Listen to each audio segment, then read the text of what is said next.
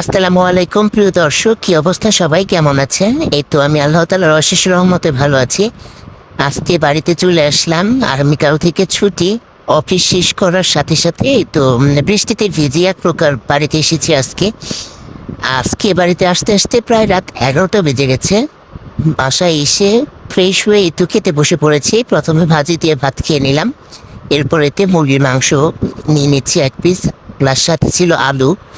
আলু, মুরগির মাংস প্লাস যদি হয় লেবু মেখে খেতে যে কি যে মজা! যদি কেউ না খেয়ে থাকেন অবশ্যই কিন্তু খেয়ে দেখবেন। আলু প্লাস মুরগির মাংস আর লেবু একসাথে মিক্সড করে খেতে খুবই মজা। হুম, সবাই ঈদ কোথায় করছেন তা কিন্তু অবশ্যই কমেন্ট করে জানাবেন। আমি তো বাড়িতে চলে এসেছি ঈদ করার জন্য। রাত্রে এসে মায়ের হাতের মজার খাবার খাচ্ছি। আজকে রাত্রে খাবার ছিল মুরগির মাংস, ভাজি, আর হচ্ছে মাছের ডাল দিয়ে হাঁসের ডিম। এই তো মাছের ডাল দিয়ে হাঁসের ডিমটা নিয়ে নিয়েছি। এই মাছের ডাল দিয়ে হাঁসের ডিম রান্না যে কত টেস্ট, যে না খেয়েছেন সে অবশ্যই কিন্তু খুব বড় একটা খাবার মিস করেছেন।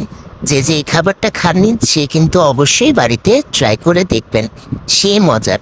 এই তো আমি মজা করে খেয়ে নিলাম। ভিডিওটা ভালো লাগলে অবশ্যই একটা লাইক